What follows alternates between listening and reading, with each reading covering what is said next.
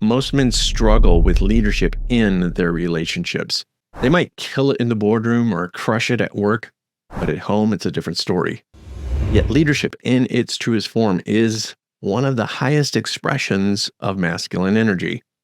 Now, when a man steps back from leading in his significant relationship, his family, and his home life, guess who has to fill in the gaps? The wife. So now you have this feminine being who is being forced to step into her masculine, and this masculine being who is defaulting into his feminine energy. And then we scratch our heads and we wonder why she isn't interested in intimacy, why the respect has dwindled, and why there's this mountain of resentment in our relationship. What's really going on here? It's a role reversal that disrupts the natural balance. And it's in this imbalance where we see the root of frustration, confusion, and disconnection in a relationship. Why is this happening? How can we realign ourselves with authentic masculine leadership? Now, I want to clarify something really important here. This isn't about saying that women aren't capable leaders or that they're bad at leadership. It's the opposite. In fact, there are so many women who are incredible leaders and teachers, and we need that from them. But we all have masculine and feminine traits, and this is what creates polarity. And in leadership, at its core, is an expression of masculine energy because the masculine does. Now imagine this, a woman, she spends her day leading. Maybe it's with the kids, maybe it's in her career, but she is managing life's countless tasks. She's navigating in her masculine energy. And then she comes home, and instead of being able to relax into her feminine energy, she has to continue leading because her man isn't stepping up. Then what happens? You lose polarity. And polarity is the magnetic force, the spark that creates connection. And without it, your relationship is going to feel off balance and disconnected. So when there's no one there to hold the masculine space, there's no room for her to embrace her feminine side. And that's where the connection starts to fall apart. But here's the thing. I find that most men struggle with this. They're really unsure how to lead in their families and in their relationship. There's a fear of failure that keeps them stuck in analysis paralysis. So let me refine what leadership actually is. It's not about barking orders or being controlling of everyone's every little move.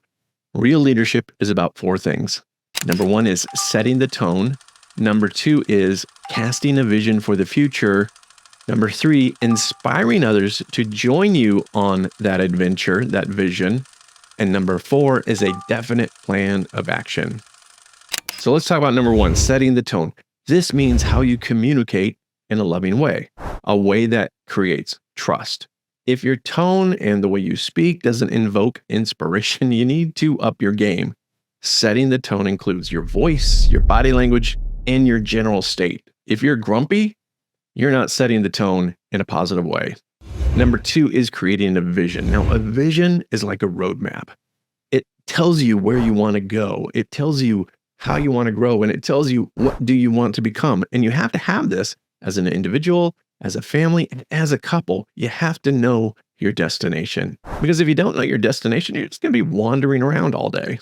For example, let's say you were planning a vacation. Well, you need to choose a destination. And as a leader, you might research the best deals, decide on a good spot, and then announce, hey, everybody, we're going to Disneyland. Now you have a clear vision of where you're headed and what it's going to be like. Now, think about how much time most men will spend researching a new computer compared to the amount of time they're going to plan the future of their relationship. And this is often because a vision for their relationship doesn't even cross their mind. But without a target, you're going to go nowhere, and the relationship will wither and die. Now, you can have a vision, but if it doesn't inspire others, nobody's going to follow. You have to communicate the vision in a way that inspires, and that's number three.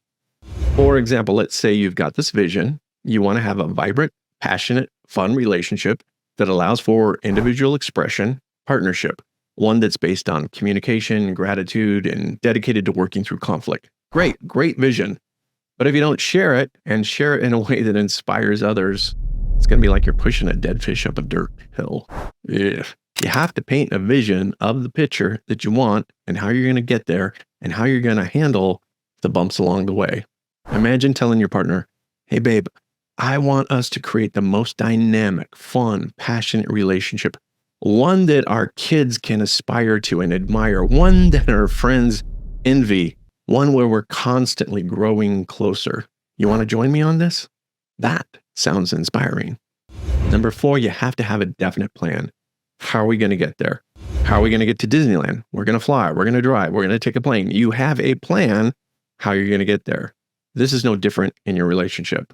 Let's go on couples retreats. Let's take some classes on communication. Let's read some books on marriage together.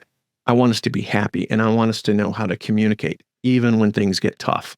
So what do you think would happen if you communicated these 4 things to her? Maybe you're thinking, well, if I tried this, you would probably hesitate, roll her eyes, or even make some snide comment.